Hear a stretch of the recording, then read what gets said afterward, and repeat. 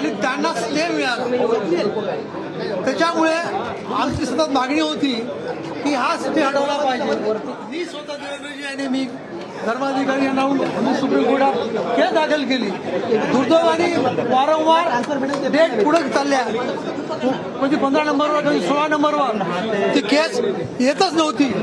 आणि काल मी त्यांना बोललो, पेसातले विद्यार्थी माझ्या घरी आले होते, मुलं आणि मुली 50 ते विद्यार्थी होते ज्यांनी ऑलरेडी परीक्षा दिलेली आहे। त्यांना मी त्याच्यासमोर बोलणे केलं।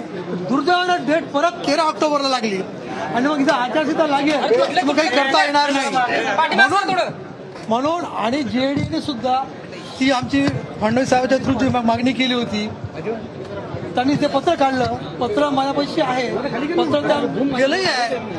परंतु ही जी अडचण येत आहे, आम्ही आल्यावर सीएमला भेटलो, हे सत्य आहे।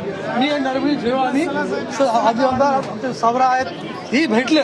त्यांनी असं म्हटलं आम्हाला की आम्ही संध्याकाळी काय येतात ना आपल्या तुषार मेहतांशी चर्चा करून आम्ही हा निर्णय घेऊ। शेवटी हजारो आदिवासी विद्यार्थी आणि विद्यार्थिनी यांचा भविष्याचा प्रश्न आहे।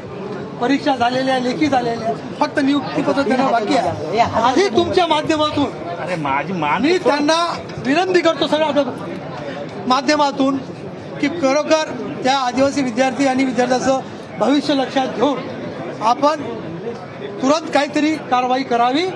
पुढे जे काही कोर्टात होईल ते आम्ही सर्व आदिवासी आमच्या विरोधात निकाल गेला आम्ही तयार आहोत, परंतु तुम्ही काहीतरी करा अशी आग्रही विनंती मी सर्व आदिवासी समाजाच्या वतीने आपल्या मार्फत महाराष्ट्र शासनास करत आहे।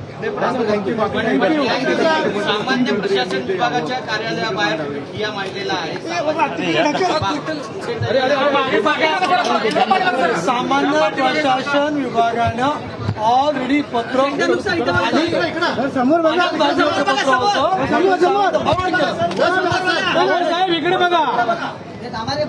त्यानुसार सामान्य प्रशासन विभागानं जर सुप्रीम कोर्टाला परमिशन मागितली की तुमच्या अधीनस्थ राहून आम्हाला हे नियुक्तीपत्र देण्याची आपण परवानगी द्यावी, परंतु ते सुद्धा माझ्या पत्रावर गेलेलं आहे, बरोबर आहे। परंतु डेट लागतच नाही सुप्रीम कोर्टात आणि हजारो आदिवासी विद्यार्थी उपोषणाला बसलेले आहे।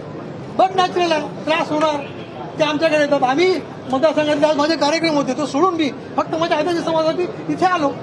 सीएमला भेटलो आम्ही, मी होतो सगळे ते म्हणाले की संध्याकाळी आम्ही याबद्दल निर्णय घेऊ। आता तुम्ही जे ठिय्या आंदोलन करताय त्याचं तुम्हाला अपेक्षित काय आहे? आमची अपेक्षा आहे की सीएमनी यावं, बोलावं, बरोबर आहे। डीसीएमनी यावे, दोन्ही बोलावं। शेवटी हे बघा, मी आता आदिवासीच नसतो तर आमदारी झालो नसतो, बरोबर आहे। त्याच्या माझ्या समाजाचा प्रश्न आहे, इथं कुठला पक्षाचा प्रश्न नाही आहे। जर कोणी विरोधी पक्षातले लोक बोलत असतील तसं त्याला काही उपयोग नाही। इथं आम्ही सर्व पक्षीय आमदार आहोत, बरोबर आहे। विरोधी पक्षांनी याचा फायदा घेण्याचा केविलवाणा प्रयत्न करू नये, कारण आतापर्यंत काँग्रेस सरकारनं काहीच केलेलं नाही। आणि याच उभाटा सरकारचे मुख्यमंत्री होते, माझ्या तरांच्या प्रश्नाला त्यांनी लेखी उत्तर दिलं होतं की आम्ही 12,500 पदाची भरती करू, त्या मुख्यमंत्र्यांनी केलंच नाही। त्याच्यामुळे वडेट्टीवार तुम्ही फक्त फुकटचा श्रेय घेण्याचा प्रयत्न कोणत्याही विरोधी पक्षाने करू नये। Okay, thank you sir. जरा मागे सर, त्याला बाहेर काढावं।